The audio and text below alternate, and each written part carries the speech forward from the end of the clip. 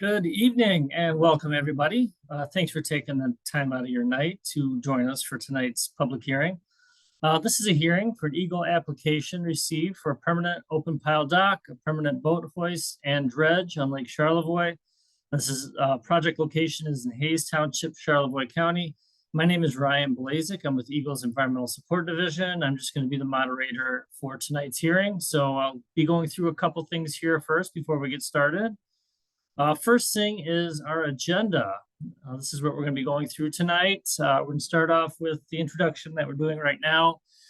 Big thing to keep in mind is that this is going to be actually in two parts, the hearing. We're going to start off with an informational session where the applicant has an opportunity to make a presentation and provide some information about the proposed project. We're going to follow that up with a question and answer session. We all have an opportunity to ask some questions about the application and project. And then we're going to go through ways to submit official comments. And then after that, we're going to go into the official hearing part. And that's where you'll have an opportunity to make a statement for the record on this application and project. And then we'll also cover who to contact in case you have additional questions. In case you haven't joined us for one of these public hearings before, all lines are going to be muted during the hearing, so you'll be able to hear us, but we can't hear you. However, we will be able to unmute you to make your statement when the time comes, and we'll explain how we're going to do that. But you can submit your questions at any time using the Q&A box in your Zoom toolbar. We're only going to be answering questions during that Q&A period that I talked about a little bit earlier. And then we also are recording this hearing, just so you're aware. They'll be posted on our YouTube channel in a couple of days, and you can watch it at that time or forward it on. In case you missed it, part of the hearing, you can be able to watch it then. All right, at this time, I would like to invite our other EGLE staff who are on the line to introduce themselves. Hey, good evening. Thanks so much, everyone, for joining us. My name's Erin Emmington. I work out of the Gaylord District office, and I'll be the hearings officer tonight. I cover Emmett and Charlevoix counties for Part 301, Inland Lakes and Streams, Part 303, Wetlands Protection, and Part 325, Great Lakes Bottomlands, Permitting and Compliance. With me tonight is Joe Haas, our district supervisor. Yeah, so I'm Joe Haas, District Supervisor with the EGLE Water Resources Division. I supervise field staff in the Gaylord field office, the 12 counties in the tip of the Mitt area. I just wanted to say thank you all for being here this evening. All right, thanks for those introductions, Joe and Aaron. All right, this time we're going to move right into that public information session that I mentioned, and we are going to find Tom Cunningham in the audience, who's with Lyons Marine Construction. And we'll find you here, Tom. It looks like there are several Tom Cunninghams. Tom, actually, whoever's presenting, can you raise your hand in Zoom and we'll unmute you? It looks like several people might have used the link. All right. Are you there, Tom? Sure. You got the right version of me? I think so. Thanks for raising your hand. I have your presentation here. Just let me know when you want me to change slides, and then just if you can keep it around 10-15 minutes so we have time for Q&A, that'd be great. Sure thing. Thanks, Ryan, and thanks to all the folks at EGLE for putting this together for us. My name is Tom Cunningham. I work with Lyons Marine Construction. As I've said in this forum before, we are a family business. We are the third and fourth generations of this business that have been building docks and doing other marine construction, pile driving, dredging related activities in and around Lake Charlevoix for more than 50 years now. Next slide, please. So the project that we're talking about this evening is located along the north shore of Lake Charlevoix in Hayes Township. As you can see from the map, it's about halfway between Charlevoix and Boyne City in a group of houses called Peaceful Valley. Next slide, please. Here you can see a parcel map, the tax parcel map showing the property that Mr. Matthew Berger and his wife Sherry recently purchased. They bought it from Chris and Teresa Olson, would have been earlier last year, I believe. There you can see the parcel outlined in yellow. Next slide, please. Okay, so this is a a site plan of the proposed dock and boat hoist and dredge area that had been proposed. So what we are proposing to do here is build a 280-foot long dock below the ordinary high water mark. Included with that would be a couple of finger piers to form a slip around a boat hoist that would be supported on steel pipe piling. This is a permanent boat hoist. It's very consistent with several other projects that we've permitted in and around Lake Charlevoix in the past few years. A little bit of background information about how we arrived at this design.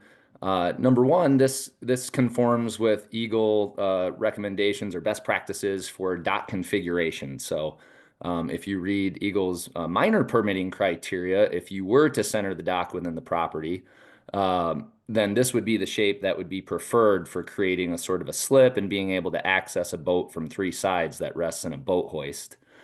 So that's why we chose that design. We also did a pre-consult meeting with Aaron Emmington on site. Would have been a little less than a year ago. It was in May of 2024. We met on site at the Berger property and talked with Aaron about what we were thinking about doing for a dock design. Originally, we were thinking of a shorter dock. We were thinking of something approximately 240, 250 feet. And we elected to go with a longer dock, mainly to reduce the need for dredging. And this is based on our experience on multiple projects working with EGLE to kind of find the best fit between dock length and amount of dredging required. And so that's why we decided to bring it out to 280 feet. The dredge area that you see outlined in red there goes within the slip and along the side of the dock there. That would be sort of a temporary tie-off spot when the boat is not in the hoist. It would be along the side there. And then an area to be able to pull the boat out and turn around and get in and out of the boat hoist safely. The boat that's going to go in the boat hoist is a 58-foot power boat. It drafts about 5 feet of water. So really for it to get in and out of a hoist and alongside the dock safely, it needs at least 6 feet of depth to be able to safely operate there in any sort of waves and weather. If we go to the next slide here, you can see the profile for that project as well. So you see the dredging there is just enough to get us down to a little over 6 feet, about 6.5 feet of depth is what we're looking for there for the boat to be able to safely get in and out of that boat hoist and into the slip along the side there. And go to the next slide here. I just wanted to address a couple of points on some of the suggested alternatives that we've already discussed at length with folks from EGLE's Water Resources Division. So this project has been on public notice already back in November of 2024. And during that original public notice comment period, we only received one comment, which was from another individual at EGLE in a different part of the organization. Mr. Eric Calabro submitted a comment suggesting, well, wouldn't a feasible and prudent alternative to put a boat hoist out in the lake and just use a dinghy or a tender to go back and forth to that boat hoist? And after some discussion, we sent comments back to EGLE. We also met with Aaron and Joe and discussed this potential alternative. But it's very clear it's really not a feasible alternative for the size of a boat hoist that's needed here to support Mr. Berger's boat. Number one, you wouldn't be able to get power to the unit. Being able to access it would be extremely challenging in various weather conditions. It's really just not a feasible alternative, but we did consider that. The image you see here, I also shared at a public hearing last week. This is sort of a typical boat hoist that is at the upper end of seasonal boat hoist sizes. And what I mean by that, this is a 30,000 pound capacity hoist that another client of ours, Briggs Sorber, had been using. And I'm showing this here to show you just the size of the pads that are involved with putting one of these seasonal hoists out in the lake. So you can see that measuring tape there shows 3 feet across the length. It's 2 feet wide of that single boat hoist pad. And there's 4 of them that support each of these seasonal structures separately from the dock. Next slide, please. So just for comparison purposes, part of why we think, and many others think, that permanent boat hoists and docks are a less impactful solution has to do with how much of that structure is actually in contact with the bottom of the lake. So just for sort of a scaled comparison version here of what is supporting a seasonal boat hoist or one of our permanent boat hoists, you can see the comparison there on the left.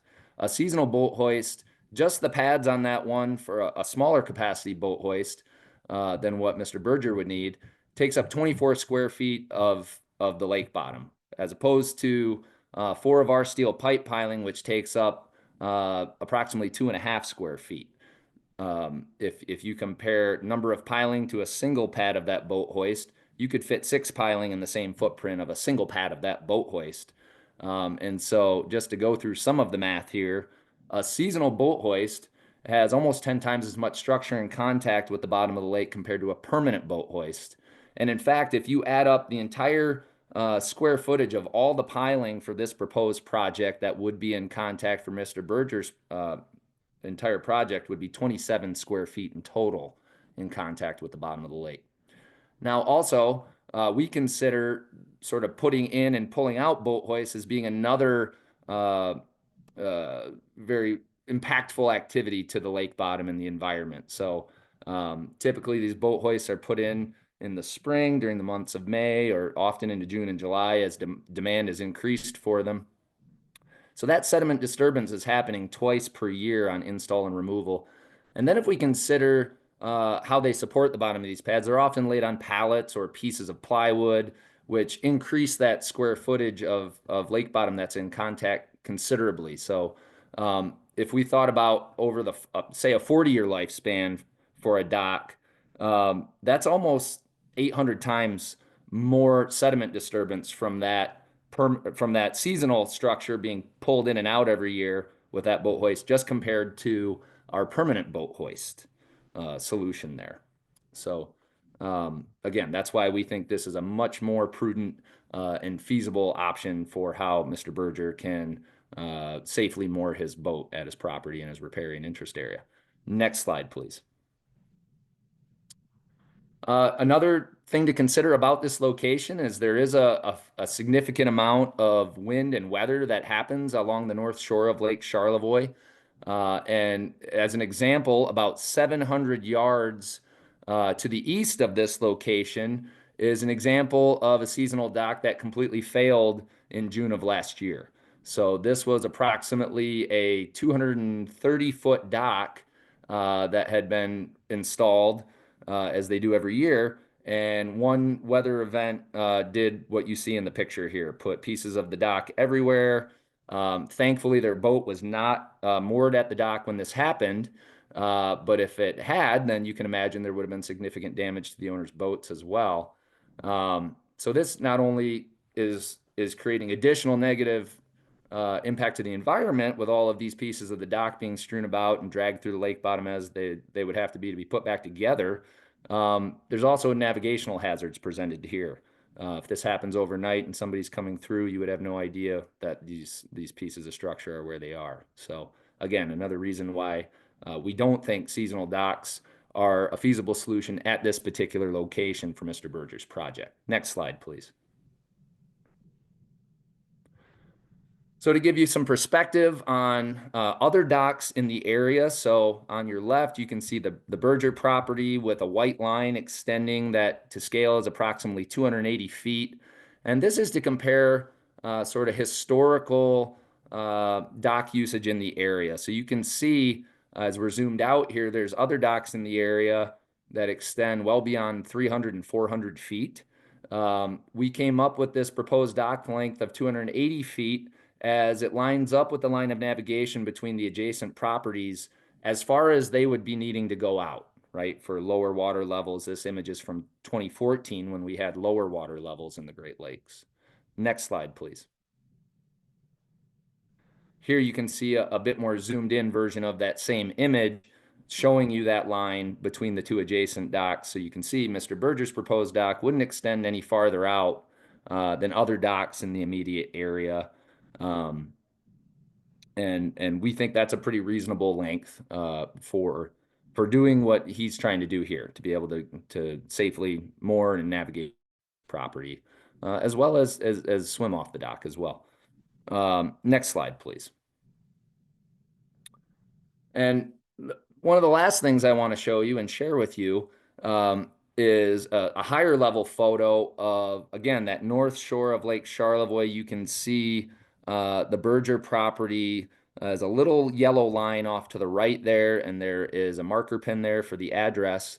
And this is to show you that there are other permanent docks along the north shore of Lake Charlevoix with dredged channel access. In fact, the Engen dock that you see right in the middle of your screen currently has an open permit to dredge over 700 yards for access in and around that dock space.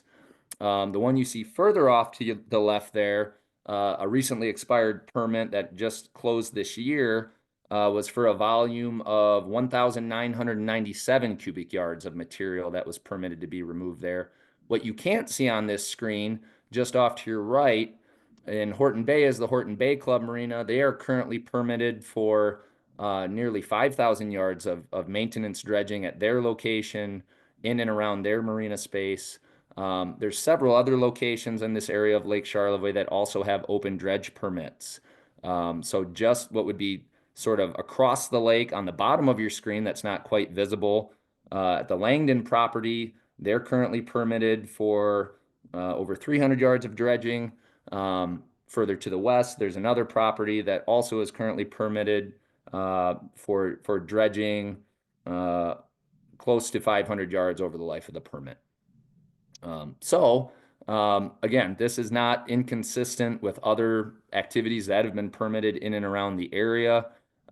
We've worked directly with EGLE to optimize that balance between dock length and need for dredging. The amount of dredging that is proposed here, I want to remind everybody, is within minor permit criteria for Section 10 waters. Section 10 waters meaning these are under the jurisdiction of the U.S. Army Corps of Engineers. They're navigable U.S. waterways.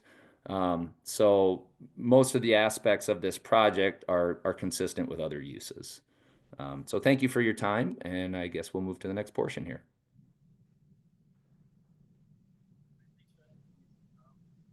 Yeah, we're going to move right into kind of the question and answer part of the evening. So this is where you'll have an opportunity to ask a question on this application or project. If you have a statement to make on it, hold on to that until we get to we open up the hearing part so you can make that statement for the record.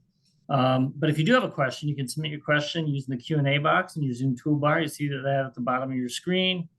If you'd like to ask your question verbally, you can click the raise hand icon at the bottom of your screen. I'll kind of be going back and forth between the Q&A box and any raised hands.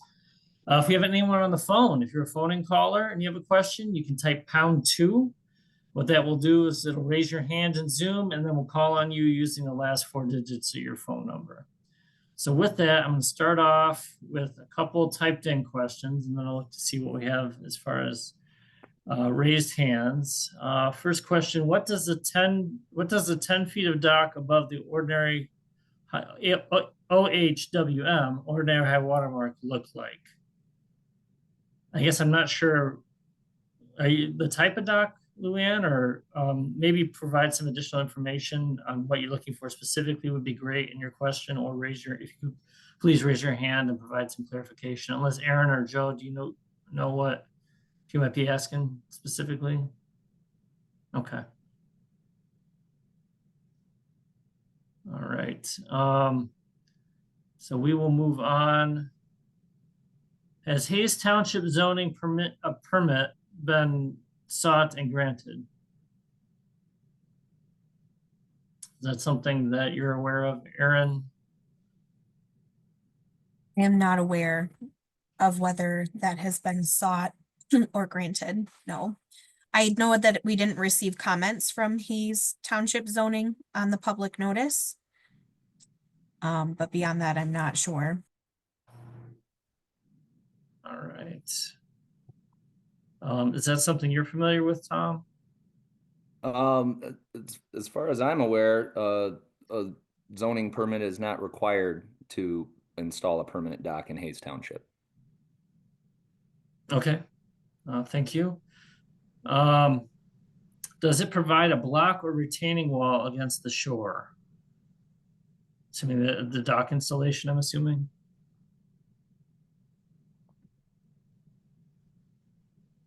I can just answer. Yeah, go ahead, Tom. There's already a seawall, a stone riprap seawall at this location. Okay. All right, thank you. And then I have raised hand, Ellis Bowl. Ellis, we are going to unmute you on our end, and then you can unmute yourself and you can ask your question. Hi, can you hear me? Yep, we can hear you. Okay, I'm sorry, I shouldn't have raised my hand. I have a statement. I'll make it later. I do not have a question. Okay, all right, yeah, thanks for the information. Yeah, we'll be going on to that part next. Thank you. All right. Are there any other questions out there? If you have one, please type it in, or you can raise your hand in Zoom and ask it. If you're on the phone, you can select #2, which will raise your hand in Zoom. If we don't end up getting any more questions, what we'll do is we'll move on to the next part of the evening where we'll talk about the other ways where you can submit a comment. And then we're going to go into making those statements that we were just talking about for the record on this application. All right, so we have one that came up. What issues does EGLE address with a project like this? So this application is being reviewed under Part 301, Inland Lakes and Streams. And under that statute, we're looking at the environmental impact of the project, along with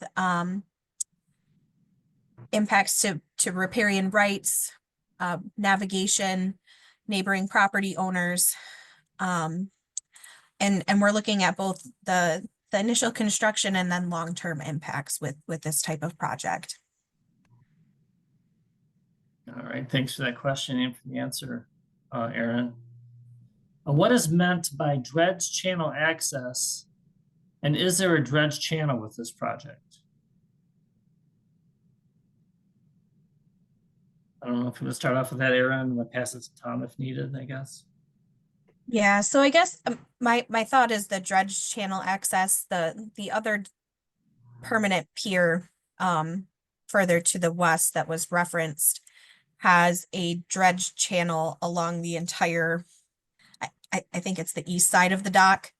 And it actually goes all the way in. They have an upland boat well. So that's a dredge channel going all the way into the upland, which is different than what's being proposed on this project. This project, they're proposing to just dredge where they would park their boat at the end of the dock. I guess, Tom, if you have a different explanation or want to add to that, feel free. Nope, I think you summarized it beautifully, Aaron. We're not making a great big channel out into the lake. We're just dredging around the dock so you can get in and out with your boat and turn it around. All right, thank you. Are there any other questions that you have? If not, we're going to move on to the next part of the evening. If you have any questions that come up as we go on, I'll provide Aaron's contact information at the end of the hearing tonight. We're not going to be answering any more questions tonight, so this is the opportunity for questions. And if there aren't any further, we're going to go ahead and move on to the next part of the evening. So thank you to everyone that submitted a question and to our panelists for answering those. So right now we're going to go through the other ways to submit an official comment. In case you didn't want to make a statement tonight for the record, you can do that in a number of other ways. That's through EGLE's MyEnviro system, through submission HQ5 TWQM HT7DW, and we're going to put that information in the chat. We'll have the link to that we'll put in the chat. You can submit comments also by mail to the Gaylord District Office, Water Resources Division at the Michigan Department of Environment, Great Lakes and Energy, and that's P.O. Box 30458, and that's in Lansing, Michigan, 48909. 7958. And that comment period after the public hearing will be open for 10 days, which will be March 8th. And I should mention, we'll also be showing this information again after everybody gives their statements in case they have additional information that they want to give or weren't able to get through their statement in the allotted time.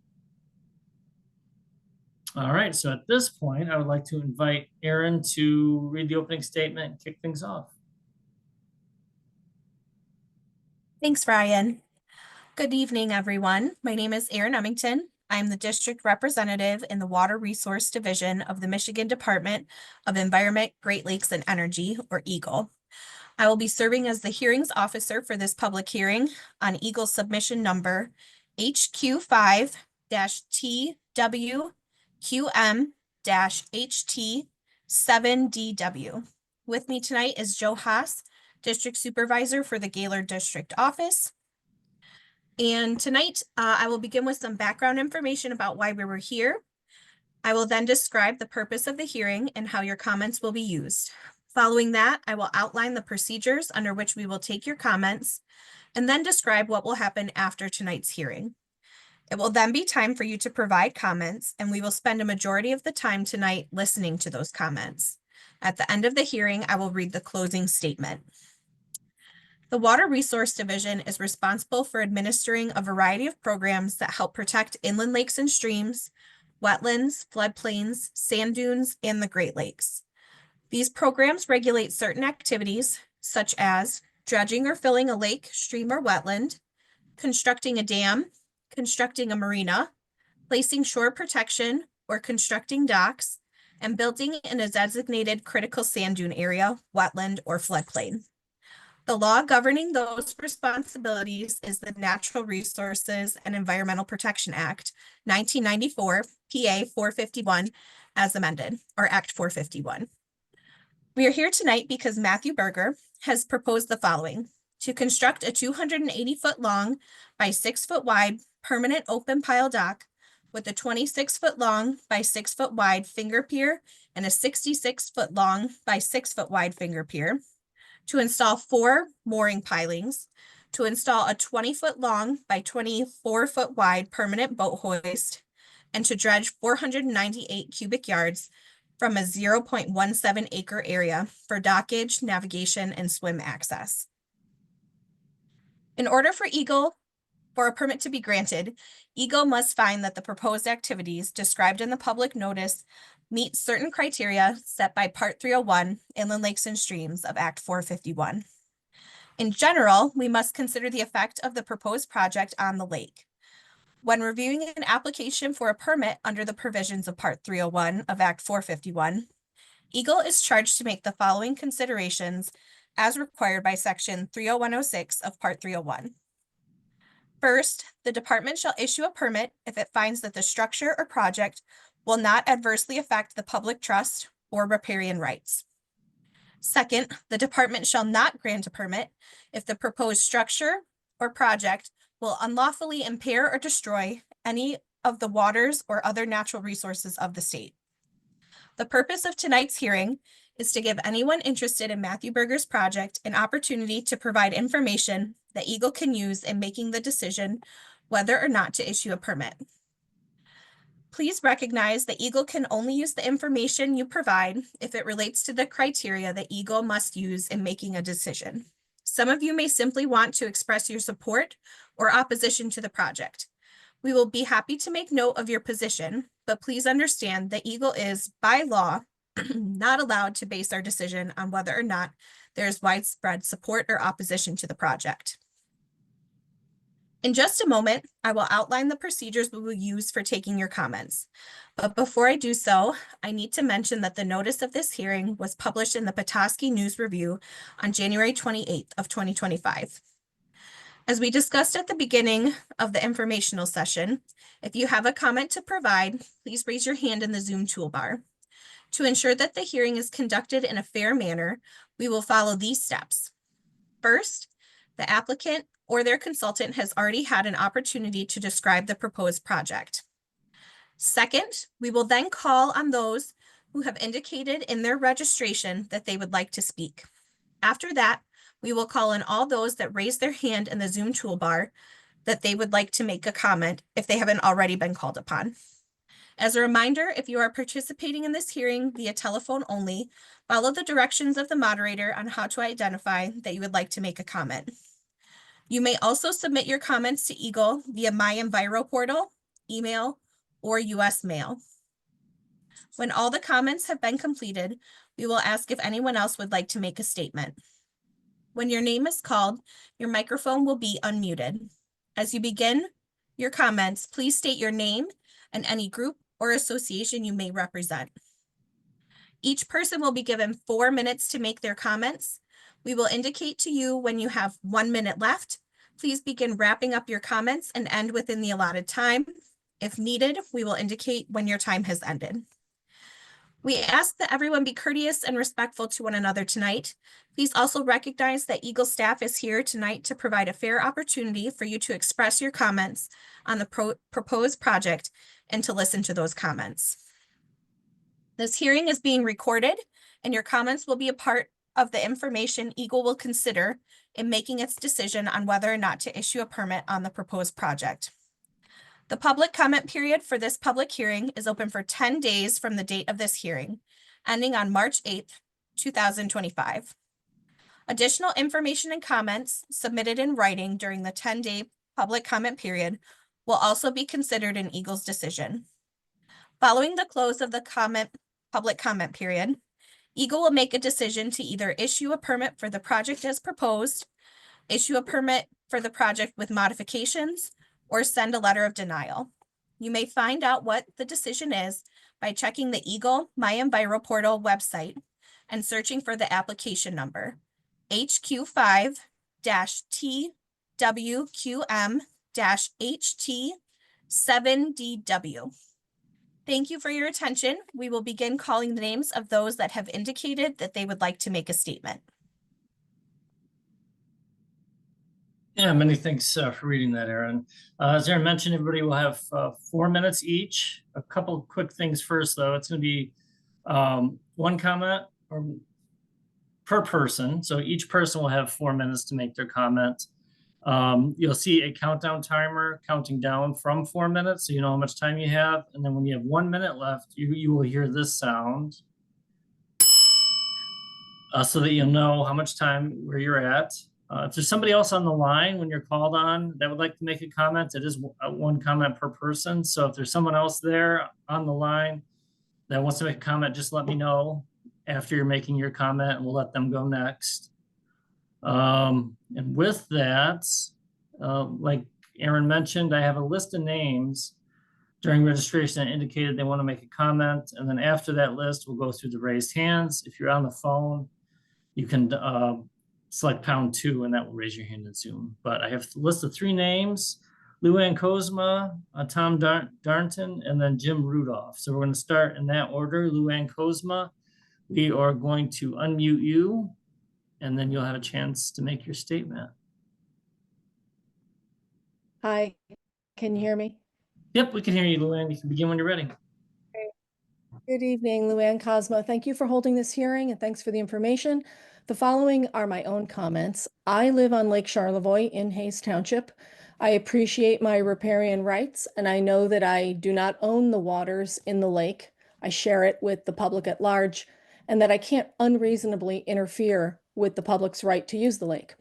I oppose the Burgers project, and I urge EGLE to reject it. There are 2 reasonable alternatives that they have, one being a seasonal dock, and the other perhaps more practicable for their very large 58-foot powerboat is to keep such an oversized boat in a commercial marina, which can provide the safety that the applicant seeks without unreasonably interfering with the public's right to the lake. I'm concerned with the cumulative impacts of additional permanent docks and boat hoists and additional large amounts of dredging on the lake. Several reasons. One, the use of public trust waters for permanent structures occupying the bottomlands and the surface waters. The Burger dock footprint would take up 2,712 square feet of lake surface area. That's almost 1,000 square feet more than the median size house in Michigan. The county's future land use plan reports that there's nearly a complete build out of non-publicly owned lakefront property on the uplands. Tip of the Mitt Watershed Council's survey of the shoreline the same year, 2018, found the same thing. A permanent dock is an extension of that build out onto the bottomlands. I'm not sure where things are at this time as to the build out percentage, out onto the bottomlands, but this trend of increasing numbers of encroachment into the public waters with permanent structures has the potential of doubling the amount of development on our lake and shoreline. Regarding this property having zero vegetation on shore, as Ms. Emmington and the County Planning Commission observed, this property is probably one of the worst in our township, violating the local ordinance regarding shoreline protection. The Burgers property already negatively impacts lake quality by multiple environmental conditions: lawn all the way to the water, riprap along the lakefront, non-compliance with the zoning ordinance requiring a vegetated shoreland protection strip. That shoreland was required to be replanted in 2020 as part of a zoning permit which allowed large additions to the residents, but it was not replanted. One of Burger's agents, Matt Cunningham, is both a planning commissioner who approved the replanting requirement and the elected official who supervises the zoning administrator since 2020, and neither has enforced the zoning requirements. So since last spring, Mr. Cunningham has had this conflict of interest and is now seeking, with Mr. Berger, EGLE's assistance in further degradation of Lake Charlevoix at this site. Accordingly, their proposed dredging and permanent dock is an even greater detriment to the environment and lake quality than most. And then about the Cunningham's math about the dredging or the bottomland disturbance, they're not taking into any account the enormous amount of dredging. Dredging is very harmful to the lakes and aquatic life. This plan would have a total of 7,280 square feet of disturbed bottomlands. That is clearly more disturbance of bottomlands than a temporary dock. EGLE recently turned down the Barnes project in another inland lake for a dredging proposed amount far, far less. I think the Berger project proposes 2.5 times more dredging than that. And I question any sediment disturbance by a 58-foot powerboat in 6 feet of water. Thank you. Luann? Yep, thank you for your comment, Luann. Thank you. All right, next up is Tom Darnton. Tom, we're gonna unmute you, and then you can unmute yourself and you can begin when you're ready.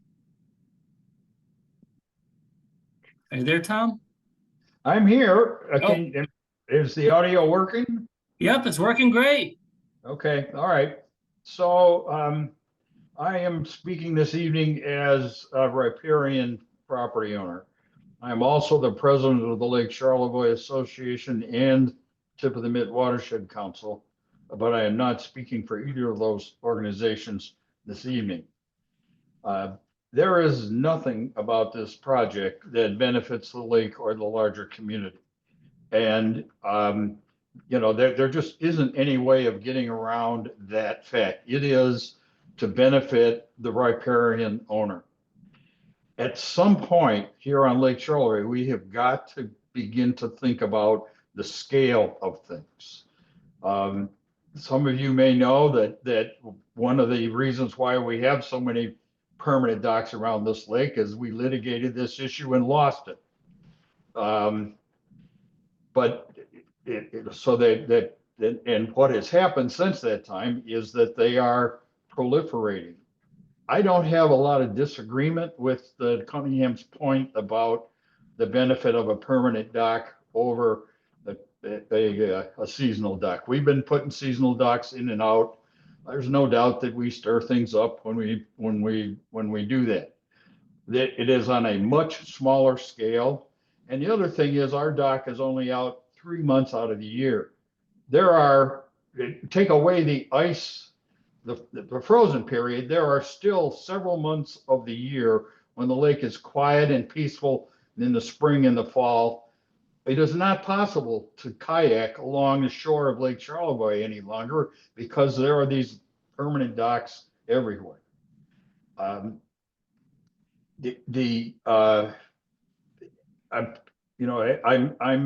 this dredging, the piece about dredging is another line that we could have drawn. And, but that too seems to have been crossed. The end result of all of this development is that the character of Lake Charlevoix has been fundamentally altered.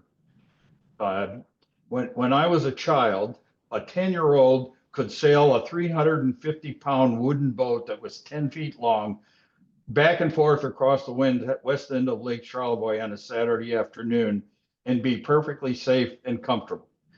That is totally impossible today because of the amount of traffic and the size of the boats that we're encountering. So this growth and the development that is happening is detrimental to the lake. It causes a great deal of surface disturbance. The size of the waves are such that a small boat cannot be safely operated. The noise that happens that is another piece of it. And if we don't have some, if the state's not going to put some limits on this, the Lake Charlevoix that we once knew will in fact be gone. And I was when I asked the question, the answer to my question about the Hayes Township zoning ordinance was answered by the previous speaker. And the fact that we're even holding this hearing when they failed to follow the zoning ordinance for 2 years, I find shocking. Thank you very much. Thanks for your comment, Tom. All right, next up is Jim Rudolph, and then after Jim, we're going to go to the raised hands. All right, so Jim, we are going to unmute you, and then you can unmute yourself and make your comment when you're ready. Okay, this is Joellen Rudolph using Jim's laptop. I'm not as polished as the other folks. I do not live on Lake Charlevoix. We're a long way from there. But number one, I think I agree with folks that more permanent docks do infringe on the public use of the lake. And someone mentioned kayaking. That's one of my husband's comments. And people that kayak, now you have to go out so far. Dangerous. It's very dangerous. Yeah, I just think, once again, the lake belongs to all of us, not just the waterfront people. Two, they talked about the 400-foot seasonal lake. That's bad enough, but at least it's seasonal. It's not there all year, and they do bring it back in. A 280-foot permanent dock, plus it's got, what'd you say, 60-some feet wings? That takes up a huge amount of waterfront to me. And once again, it's just taking more of the lakefront away from the local people that don't have their own private property on the lake. I'm very concerned about the dredging because a boat that big, they have to have a 6-foot draw. That boat's, it's not like Torch Lake or one of the deep lakes. Lake Charlevoix is a very gradual, shallow lake. You have to go out that far and dredge. And then how often do you have to dredge? I mean, they didn't say that. But I just think that permanent dock where you have to dredge and that 60-foot width of the wings is just really excessive. And let's see. Okay, then my last, okay, the boat, it obviously is a huge boat for the Lake Charlevoix. I mean, that boat doesn't belong on Lake Charlevoix. It belongs someplace else, not here. And I too think what we're doing is turning Lake Charlevoix into a private marina. And that's not what the lake is for. It belongs to all of us, not just the wealthy or the waterfront people that have big boats. Thank you. Thank you for your comment. All right, so now we're going to go to raised hands. So if you haven't made a comment yet and you'd like to make one, just click the raised hand icon at the bottom of your screen. Or if you're on the phone, you can select #2 and that will raise your hand and we'll call on you in turn using the last 4 digits of your phone number. All right, so the first raised hand I have is Ellis Bull. Ellis, we are going to unmute you and then you can unmute yourself and begin your comment when you're ready. Okay, thanks very much. I will be submitting something in writing in the next 10 days, and so I'm just going to hit some of those points that I'll repeat in writing. I also want to thank Eric Calabro for his efforts opposing this. I live on Lake Charlevoix. I'm in Hayes Township, along with Luann, and we're opposed to the project. I want to do something unusual and quote from a decision of the United States Supreme Court in an antitrust case. You're probably wondering, well, what does antitrust have to do with this issue? But I think you'll get the point. So this is a quote from a 1920 decision, U.S. versus United States Steel Corporation. Here's the quote: "The corporation is undoubtedly of impressive size, and it takes an effort of resolution not to be affected by it or to exaggerate its influence. But we must adhere to the law, and the law does not make mere size an offense or the existence of unexerted power an offense." It's the question, that's the end of what I'm going to read. The question that's most important to me on this is that we've got a big boat, 54 or 58 feet, I'm not sure. It's one of the largest, if not the largest boat on the lake. The only two that I'm aware of that might be larger are the DeVos boat and the Marilot boat on Lake Charlevoix. But I think that mere size is an offense when you're talking about public trust waters. We didn't have public trust waters in that antitrust case, which I just quoted from, but we do have public trust, and that distinguishes this, that size does make a difference. Now, I want to take issue with a couple of comments I saw made by Tom, I believe, and that is, he says using a tender boat to go out to the 58-foot boat or 54-foot boat would be unsafe. To me, that statement is just beyond ridicule. My family has been on the shore of Lake Charlevoix for over 100 years. We have moored boats to the bottom out at the blue line for decades. I'm going to be sending pictures of those with my written comments. And we always went to and from the moored boats by dinghies. One of the dinghies we used was hand built by my father. And we did swimming and boating, which is what the Burger wants to do. But you can do that by just attaching a boat to the bottom and getting out there with a dinghy. And the question of safety is just, it never concerned our family for 100 years. And I don't see that safety would be an issue here. So the second point that bothers me about what Tom, I believe it was Tom for RJ Lines that I said, was that there would be an expense of having to purchase a dinghy. Well, this dock is going to cost tens or hundreds of thousands of dollars, and a dinghy would cost a couple of $100s. So the idea of having to purchase another boat is equally beyond ridicule, and I just think there should be no attention paid to it. Finally, I want to mention the Barnes decision, which was mentioned by Luann.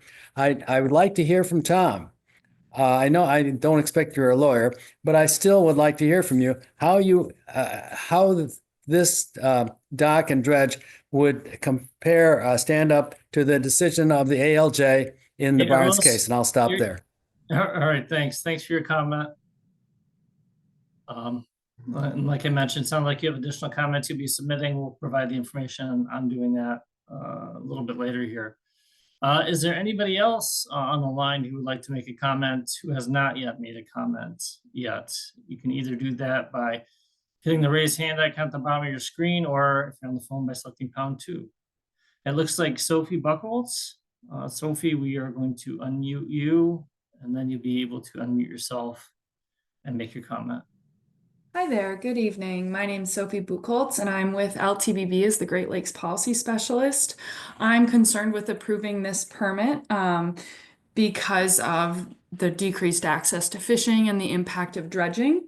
We plan to describe this a bit later in more detail in the written comment letter. Thank you. Yeah, thank you for your comments, Sophie. All right, is there anybody else who would like to make a comment who has not yet made one?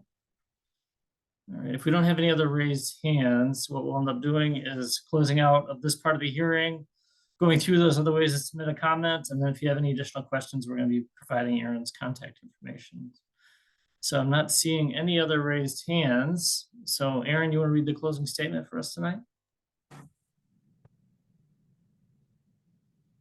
So thank you everyone for your comments and cooperation. We appreciate your interest in the proposed project and that you took the time to be here tonight.